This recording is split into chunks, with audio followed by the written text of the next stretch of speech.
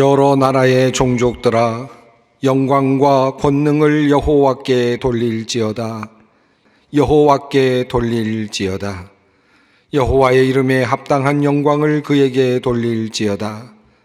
제물을 들고 그 앞에 들어갈지어다. 아름답고 거룩한 것으로 여호와께 경배할지어다. 하나님은 영이시니 예배하는 자가 신령과 진정으로 예배할지니라. 아멘.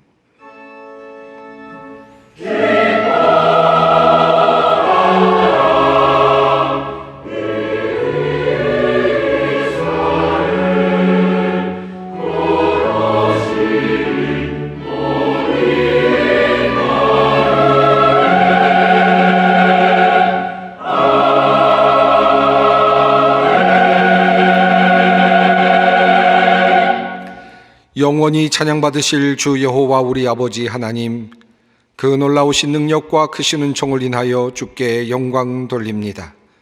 죄와 사망에서 우리를 건지신 주 예수 그리스도의 은혜를 찬양하옵고, 오늘도 우리와 함께 하시며 날마다 새롭게 하시는 성령의 놀라운 역사로 인하여 주께 찬송을 부릅니다. 성부, 성자, 성령께 세세무궁토록 영광이 있을지어다. 아멘. 다 함께 일어나셔서 64장 찬송을 부르시겠습니다.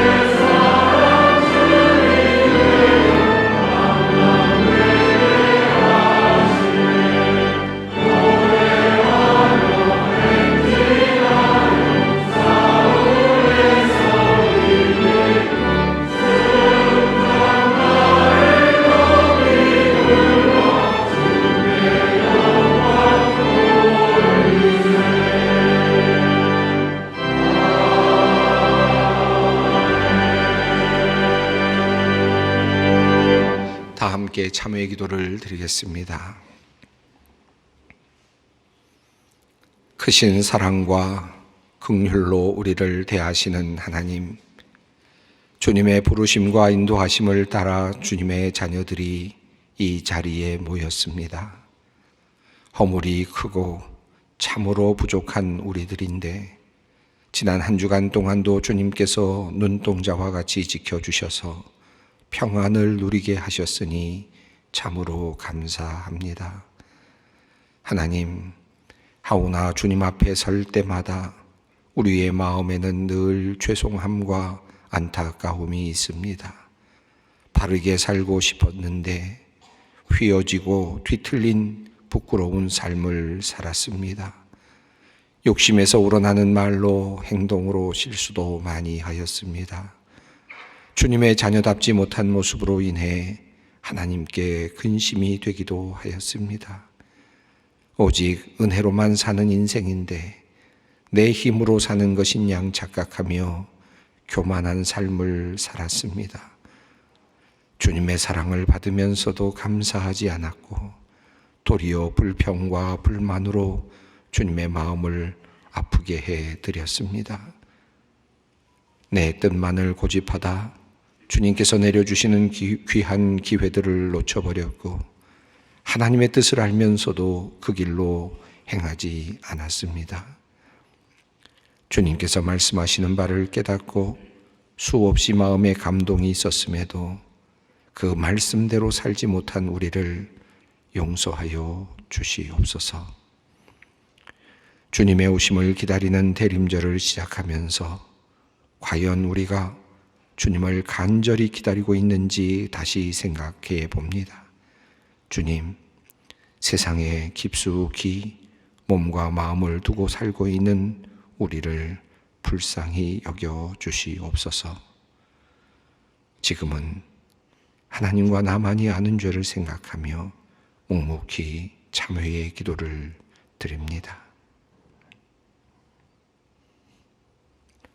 여호와는 긍휼이 많으시고 은혜로우시며 노하기를 더디하시고 인자하심이 풍부하시도다.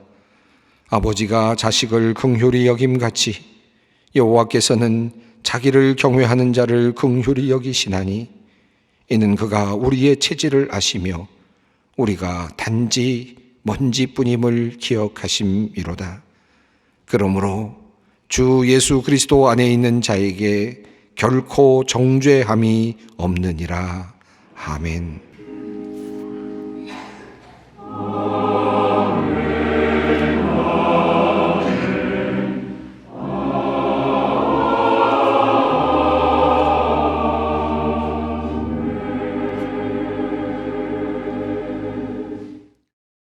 오늘 우리에게 주시는 하나님의 말씀은 신약성경 마태복음 24장 45절로 51절 말씀입니다.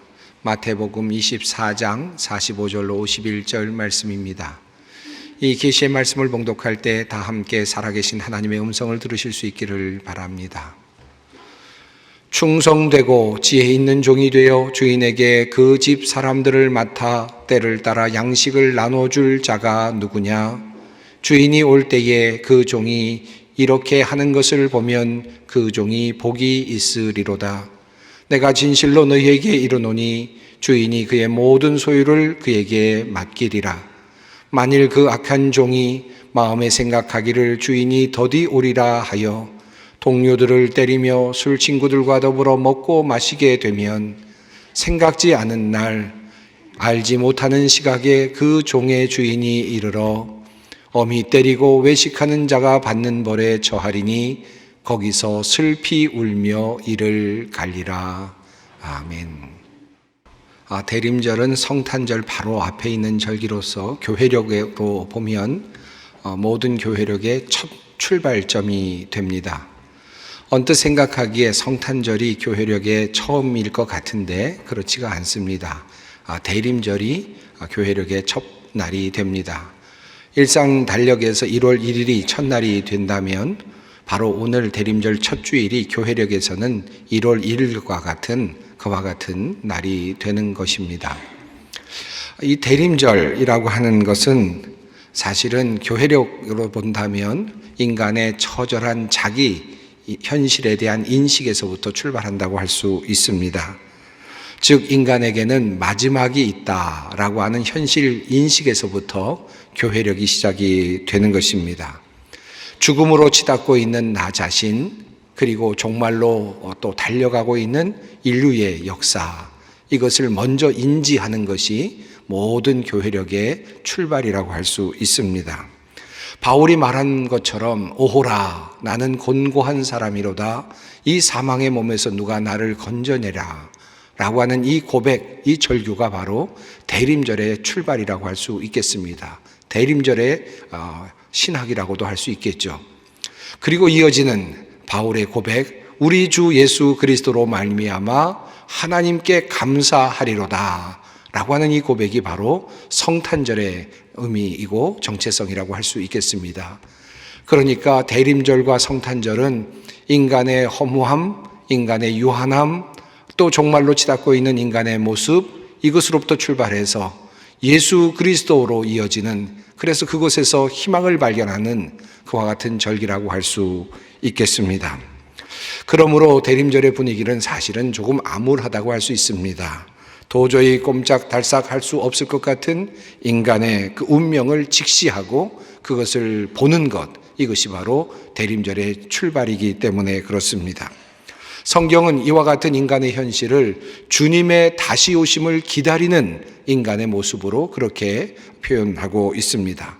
주님께서 다시 오신다라고 하는 말은 인간에게 주어졌던 모든 시간이 이제 다 소멸되고 소진되고 마지막이 되었다라는 말과 같은 의미입니다. 세상 사람들은 이 세상이 핵폭탄이 터지거나 또는 여러 다른 지구가 다른 행성들과 충돌하여서 지구의 종말이 오는 것으로 그렇게 많이 상상을 합니다마는 성경을 통하여 주님께서 말씀하시는 지구의 이 세상의 마지막은 바로 주님께서 이 땅에 도래하시고 심판주로 오셔서 모든 것들을 심판하심으로 이 모든 것들의 종말이 임할 것이라는 사실을 성경은 우리에게 알려주고 있습니다. 이것이 바로 대림절의 신학적 초점이라고 할 수 있겠습니다. 그러므로 대림절의 신학은 우리 인간들을 죽을 수밖에 없는 운명의 사람으로, 그리고 또한 마지막을 향하여 가고 있는 존재로, 그리고 그 마지막에는 주님께서 약속하신 대로 선악간의 심판을 받는 존재로, 그러한 존재로서의 정체성을 가지고 있다고 할 수 있습니다. 사실은 대림절 신학이 아니어도 우리에게 종말이 다가오고 있다는 것은 이미 생명을 갖게 된 모든 존재들에게는 자명한 현실이라고 할 수 있을 것입니다. 엄마가 아이를 잉태하게 되면 처음에는 잘 드러나지 않죠. 그러나 생명이 잉태하면 그것은 반드시 현실이 됩니다. 점점 배가 불러오고 그리고 결국은 아이가 탄생하게 되는 것이죠. 우리의 인생도 마찬가지입니다. 우리의 생명도 같습니다. 우리가 생명을 갖고 태어나는 순간 우리 안에는 이미 마지막이라고 하는 종말이라고 하는 것이 따라 붙게 됩니다. 이미 종말, 죽음이 현실이 되어서 우리의 미래에 기다리고 있는 것입니다. 이것이 인간의 진정한 현실이라고 할 수 있겠습니다. 살아있는 모든 것들은 그러므로 죽음을 이미 잉태하고 있습니다. 그리고 종말을 향하여 모든 살아있는 것들은 지금 달려가고 있다고 할 수 있습니다. 이것이 인간의 현실이고 피조세계의 현실이라 할 수 있습니다. 그러하기에 우리 모두는 이미 종말을 우리 안에 품고 있는 것입니다. 우리의 죽음과 그리고 세상의 종말은 아직은 오지 않았지만 사실은 반드시 오게 되는 나의 현실이라는 말씀입니다. 대림절이 될 때마다 우리는 대림절 초를 장식으로 또 앞에 성전 앞에 두곤 합니다. 첫 주일에는 하나를 두고 두 번째 주일에는 2개, 세 번째 주일에는 3개, 네 번째 주일에는 4개를 이렇게 앞에 두곤 합니다. 그리고 초에 불을 붙이곤 하지요. 그것이 상징하는 바가 무엇이겠습니까? 초에 불이 붙게 되면 초가 조금씩 소멸합니다. 초가 타 내려가면서 시간이 흘러가고 점점 작아지게 되죠. 이것이 바로 대림절 초의 의미입니다. 다시 말하면 대림절의 초는 시간이 타들어가고 있다. 시간이 소진되고 있다. 우리의 종말이 조금씩 가까워지고 있다라는 것을 우리에게 상징적으로 보여주는 그와 같은 상징물이라 할 수 있습니다. 자, 그렇다면 우리는 대림절을 이제 보내면서 어떻게 하면 우리 앞에 놓여 있는 이 종말, 우리의 앞에 놓여 있는 이 죽음을 어떻게 맞이할 것인가 하는 질문 앞에 서게 됩니다.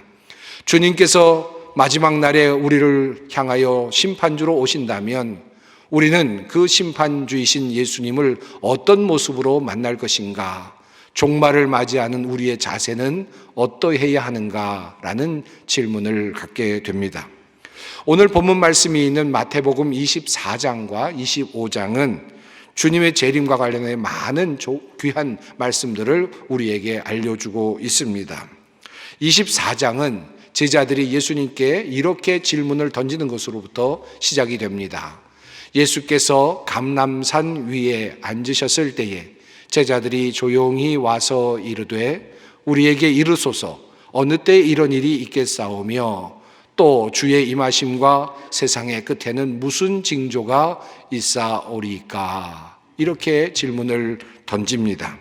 그때 예수님께서 이 질문에 대하여 처음으로 말씀하신 내용은 이러한 말씀입니다. 예수께서 대답하여 이르시되 너희가 사람의 미혹을 받지 않도록 주의하라. 많은 사람이 내 이름으로 와서 이르되 나는 그리스도라 하여 많은 사람을 미혹하리라. 주님께서 제일 먼저 어떤 모습이 나타날 것입니까? 이제 주님께서 오실 때가 되면 어떤 징조가 일어날 것입니까? 라고 물었는데 주님께서는 그 징조를 말씀하시면서 또 주의할 점을 말씀하여 주셨습니다. 마지막 날과 관련하여서 주님께서 제일 먼저 하신 말씀은 너희가 속지 말아야 된다라고 하는 것입니다. 처음으로 주님께서 말씀하신 징조는 이것입니다. 많은 사람들이 자기가 그리스도라고 말하면서 사람들을 속일 것이다. 그런데 절대로 속아서는 안 된다라고 하는 말씀입니다. 주님은 이어서 이렇게 말씀하셨습니다. 보라, 그리스도가 광야에 있다 하여도 나가지 말고 보라, 골방에 있다 하여도 믿지 말라. 번개가 동편에서 나서 서편까지 번쩍임 같이 인자의 임함도 그러하리라. 주님께서 임하셨다, 주님께서 심판주로 오셨다, 그리스도가 오셨다라고 하는 말이 들릴 때 그 말을 믿지 말고 어디에도 나가지 말라, 그를 따르지 말라. 왜냐하면 그리스도의 오심은 번개가 있는 것처럼 그렇게 순간적으로 임할 것이기 때문이다 라고 하는 말씀입니다. 그러므로 여기에 재림 예수가 와 있다, 여기에 숨어 있다, 여기에서 지금 뭔가 활동을 하고 있다라고 하는 그런 모든 유혹들은 거짓말이다라고 하는 말씀입니다. 주님께서 오시는 그 순간 번개가 일듯이 그렇게 순식간에 이 땅에 주님의 임재가 임할 것이다 라고 하는 말씀입니다. 이미 와 있다라고 하는 그 말 자체가 이미 거짓이라는 것입니다.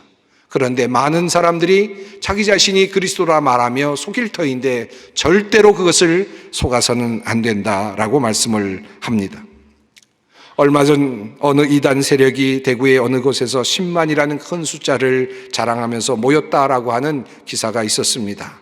여기 있다 저기 있다 미혹하는 것을 따르지 말라, 주님께서 분명히 말씀을 하셨습니다. 자신이 재림 예수라고 주장하고 있는 교주를 따르고 있는 이단들 중에 한 부류입니다. 주님께서는 그와 같은 모습으로 오시지 않는다고 성경을 통하여 분명하게 말씀하여 주셨습니다. 또 한 가지, 이와 관련하여서 주님께서는 또 한 가지 매우 중요한 사실을 우리에게 알려주셨습니다.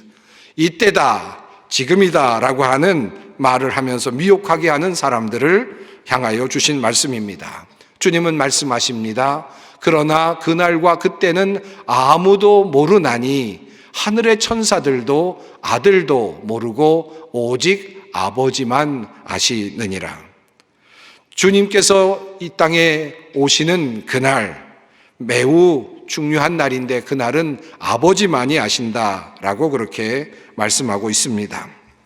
보다 극적으로 주님께서는 이 상황을 이렇게 묘사하셨습니다. 노아 시대에 많은 사람들이 밥을 먹고 마시고 장가들고 시집가고 했을 때에, 그럴 때 그 노아의 그 홍수가 금방 임하였던 것처럼 주님께서 그렇게 순식간에 임할 것이라고 말씀을 하셨습니다. 주님께서 오시는 그 순간이 어떤 모습일까? 한 사람은 밭에 있고 한 사람은 맷돌질을 하고 있을 것이다. 그때 한 사람은 불려 올라가고 어떤 사람은 남게 될 것이다 라고 그렇게까지 말씀하십니다. 일상의 생활이 이루어지고 있는 그 상황 속에서 주님의 재림이 임할 것이며 그 재림의 순간은 번개와 같이 그렇게 순간적으로 일어날 것임을 분명하게 말씀하십니다. 그러므로 우리는 어떻게 해야 하는가? 주님 말씀하십니다. 그러므로 깨어 있으라. 어느 날에 너희 주가 임할는지 너희가 알지 못함이니라. 이러므로 너희도 준비하고 있으라. 생각하지 않은 때에 인자가 오리라. 참으로 어려운 일입니다. 주님께서 번개와 같이 순간적으로 임하실 터인데 그것을 깨어 있어서 준비하고 있어야 한다라고 주님께서 말씀을 하시는 것입니다. 자, 그렇다면 어떻게 하는 것이 깨어 있는 것이며 어떻게 하는 것이 준비를 하는 것입니까? 여러 가지로 성경 속에서 우리는 여러 가지 지혜를 발견할 수 있지만 오늘은 오늘 본문 말씀을 통하여서 주님께서 주시는 귀한 지혜를 함께 살펴보고자 합니다. 이러한 대전제 속에서 주님은 어떻게 우리가 종말을 준비할 것인가에 대한 한 가지 이야기를 오늘 본문 속에 해 주셨습니다. 바로 오늘 본문 말씀의 내용입니다. 오늘 본문 말씀 속에는 두 가지 종류의 사람이 등장합니다. 한 사람은 충성되고 지혜로운 종이고 한 사람은 악한 종입니다. 두 사람은 모두 주님의 재림을 준비하는 한 유형으로 나타납니다. 한 사람은 실패한 유형으로, 그리고 한 사람은 성공한 유형으로 그렇게 묘사되고 있습니다. 예수님은 충성스럽고 지혜로운 종에 대해서 먼저 말씀을 하셨지만 설교의 흐름을 보다 명료하게 하기 위해서 우선 악한 종에 대해서 먼저 살펴보도록 하겠습니다.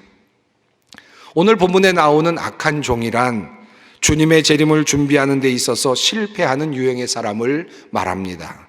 어떤 사람이 주님의 종말을 제대로 준비하지 못하는 사람인가를 주님께서 말씀을 하시는 것입니다. 그 이야기 중에 한 가지 흥미로운 단서가 보입니다. 만일 그 악한 종이 마음에 생각하기를 주인이 더디 오리라 하여 라고 이렇게 말씀이 시작이 됩니다. 첫 번째 악한 종의 잘못이 잘 나타납니다. 주님께서 오시는 날, 주님께서 오시는 그 날을 미리 예측하고 있음을 볼 수 있습니다. 언제쯤 오실까? 아직은 아니다 라고 스스로 생각하는 것입니다. 언제 오실지 모른다라고 분명히 주님은 말씀하셨는데 이 말씀을 그는 아직 아니다라는 말로, 그리고 아직 멀었다라는 말로 그렇게 해석을 한 것입니다. 날짜를 자기 마음대로 예측을 하고 그것에 맞추어서 행동을 한 것입니다. 그런데 주님은 그를 향하여 이렇게 말씀하십니다. 생각하지 않은 날, 알지 못하는 시각에 그 종의 주인이 이를 것이다, 오실 것이다 라고 말씀을 하십니다. 언제 오실지 모른다라는 말씀은 아직 아니다라는 말씀이 결코 아니죠. 언제 오실지 모른다라는 말은 정말 오늘도 오실 수 있고 지금도 오실 수 있다라고 하는 그런 말씀이죠. 나의 종말은 언제든지 나에게 임할 수 있다. 그리고 인류의 종말도 언제든지 순간적으로 일어날 수 있다라고 하는 준엄한 말씀이죠. 그런데 우리는 언제 오실지 모른다라는 말을 들으면서 한쪽 귀로 그렇게 듣는데 한쪽 귀로는 그러니까 아직 멀었다는 말씀이구나, 아직도 오시지 않는다는 말씀이구나 라는 말로 이해를 하곤 합니다. 악한 종도 그러했습니다. 스스로 그렇게 생각을 했던 것입니다. 아직 멀었다라고 그렇게 판단을 한 것입니다. 이것이 주님 보시기에 악한 것이었고 지혜롭지 못한 것이었습니다. 더욱 흥미로운 관점이 나타나는데 그 악한 종이 주인이 더디 오시리라 라고 생각을 해서 그가 한 행동입니다. 성경은 이렇게 말합니다. 동료들을 때리며 술 친구들과 더불어 먹고 마시게 되면, 주님께서 더디 오신다라고 하는 생각과 술 친구들과 함께 술을 먹고 동료들을 때리는 것은 어떤 관계가 있을까요? 동료들을 때렸다라고 하는 말은 약자들을 억압했다라는 말로 바꿀 수 있겠고, 또 술 친구들과 더불어 먹고 마셨다는 것은 주어진 것들을 방탕하게 사용했다라고 하는 말로 그렇게 해석할 수 있을 것입니다. 예수님께서 더디 오신다라고 하는 판단이 어떻게 이런 행동으로 나올 수 있게 되었을까? 곰곰이 생각해 볼 필요가 있습니다. 아마도 종은 이런 생각을 했을 것입니다. 학대하고 그리고 낭비하는 삶, 내 마음대로 사는 삶을 살다가 예수님께서 오신다라는 그 시점쯤 되면 그때 각성하고 좋은 일을 하고 선한 일을 하고 사람들을 돕고 주님께서 보시기에 마땅할 만한 그런 일들을 해서 그 위기를 모면해야 되겠다라고 하는 그런 생각을 했을 가능성이 있습니다. 그때쯤에 주님의 말씀을 순종하면 되지 않겠는가? 그저 평상시에는 마음껏 살다가 주님께서 오신다라고 생각되는 그 지점에서 내가 나를 바로잡으면 되지 않겠는가라고 하는 생각을 했을 가능성이 있습니다. 실상은 마음대로 살다가 그 시점만 준비를 잘하면 된다라고 하는 생각이죠. 그런 생각을 했기 때문에 아마도 그와 같은 행동을 그가 할 수 있지 않았을까 유추해 볼 수 있겠습니다.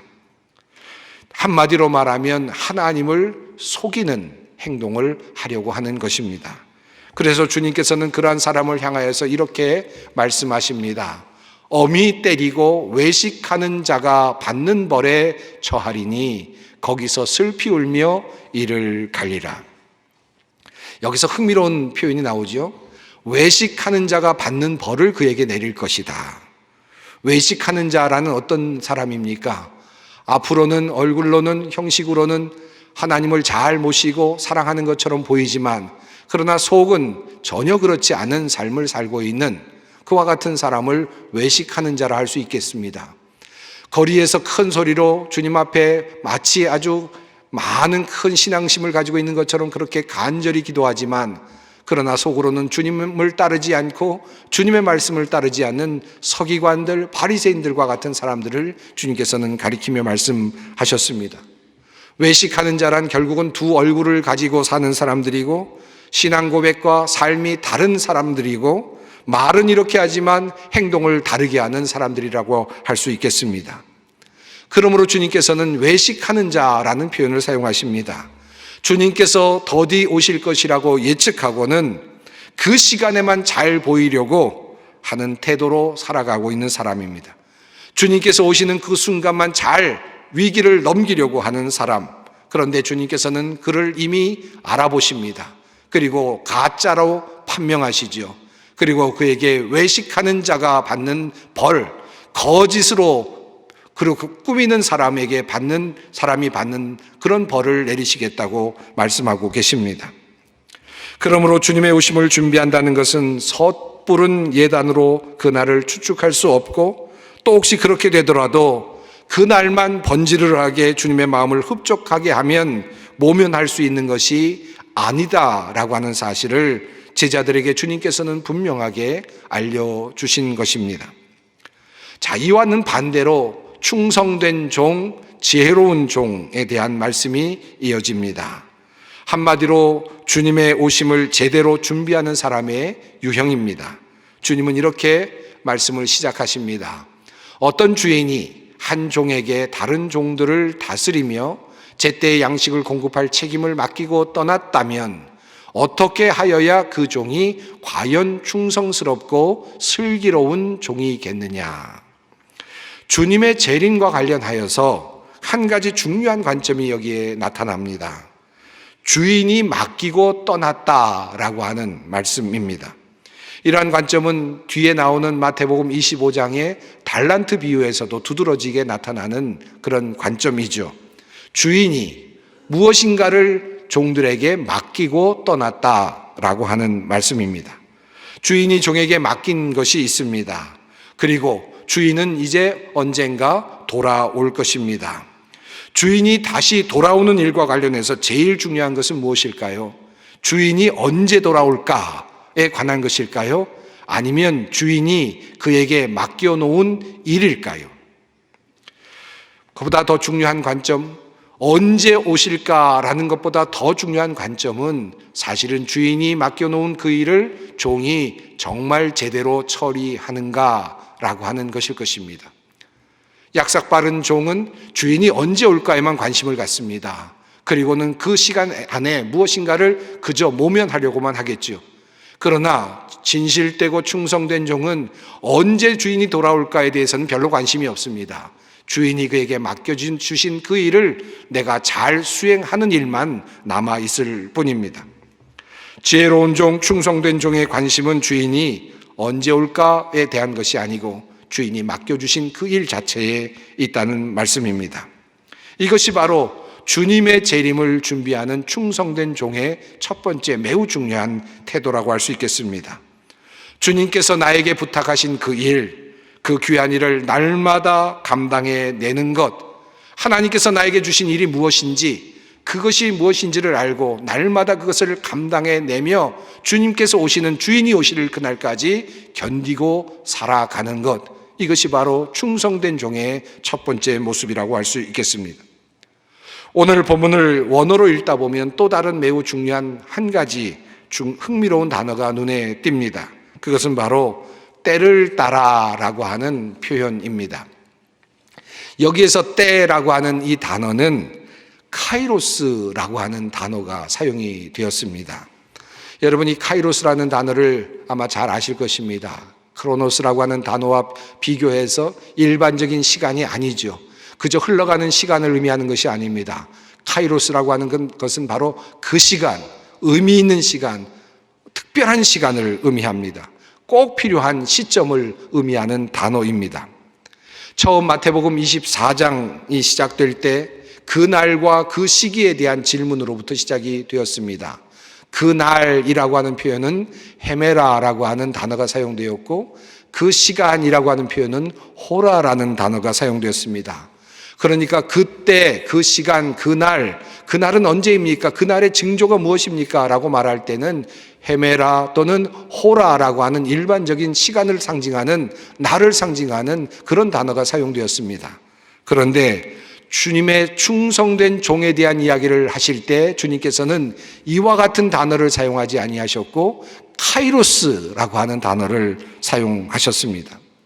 충성된 종은 주님께서 재림하시는 그 시간, 날짜, 헤메라 또는 호라와 같은 것에는 별로 관심이 없습니다. 도리어 주님께서 맡겨주신 그 사명에 관심을 갖지요.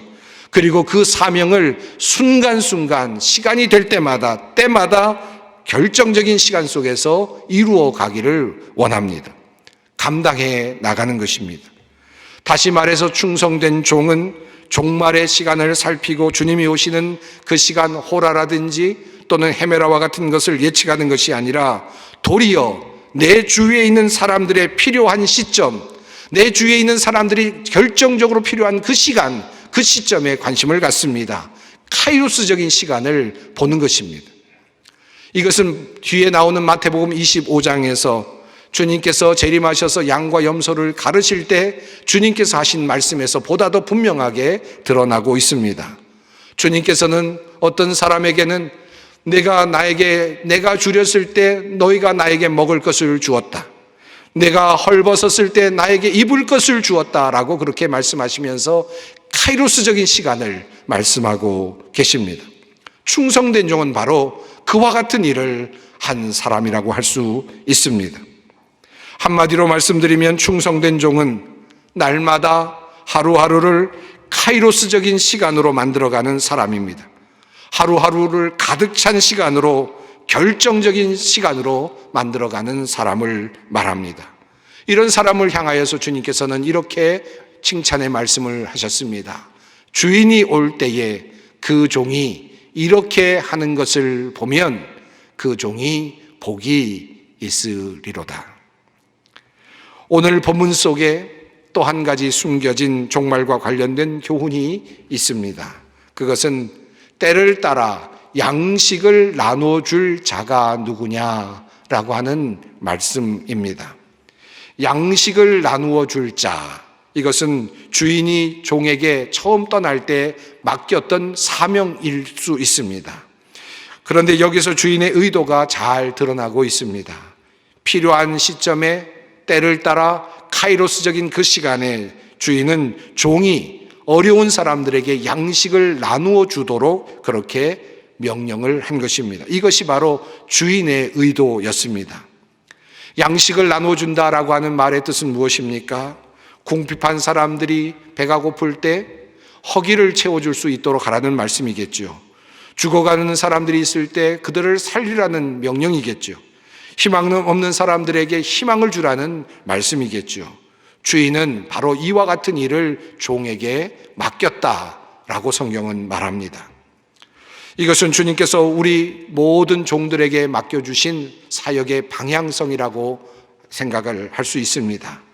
무슨 일을 하든지 종말을 살아가는 우리는 주님으로부터 한 가지 명령을 받습니다. 각각 하는 일들이 조금은 다를 수도 있습니다. 그러나 한 가지는 같습니다.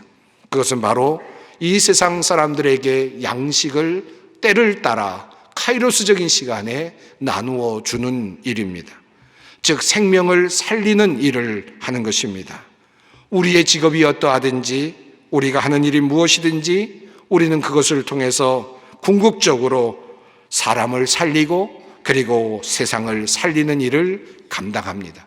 이것이 바로 마지막 시대를 살아가고 있는 우리들에게 주신 하나님의 명령이라 할 수 있겠습니다. 이제 정리해 보겠습니다. 종말을 살아가는 지혜는 무엇입니까? 종말을 기다리는 우리의 자세는 어떠해야 하겠습니까? 맡겨진 일에 충성을 다하되 사람을 살리는 일에 최선을 다하며 카이로스적인 시간을 만들어가는 사람, 종말의 시간에 관심을 두기보다는 주님께서 맡겨주신 그 일 자체에 관심을 두고 그 일을 카이로스적인 시간으로 채워가는 사람들입니다. 이런 사람들이 주님께서 오실 때에 칭찬을 받을 것이라 주님은 말씀하십니다. 종말의 때를 살고 있습니다. 바로 이 종말의 때에 우리가 해야 할 일이 아닐 수 없습니다. 그러므로 주님은 우리에게 이렇게 말씀하십니다. 이러므로 너희도 준비하고 있으라. 생각하지 않은 때에 인자가 오리라. 충성되고 지혜 있는 종이 되어 주인에게 그 집 사람들을 맡아 때를 따라 양식을 나눠줄 자가 누구냐. 주인이 올 때에 그 종이 이렇게 하는 것을 보면 그 종이 복이 있으리로다.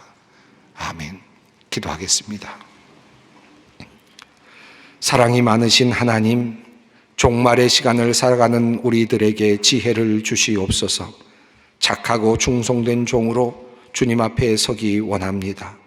주님께서 맡겨주신 일에 늘 헌신하며 사람을 살리는 생명의 사역을 끝까지 감당케 하옵소서. 날마다 카이로스적인 시간을 만들어내며 충성되게 살아가는 주님의 종들이 되게 하여 주시옵소서. 예수님의 이름으로 기도드립니다. 아멘.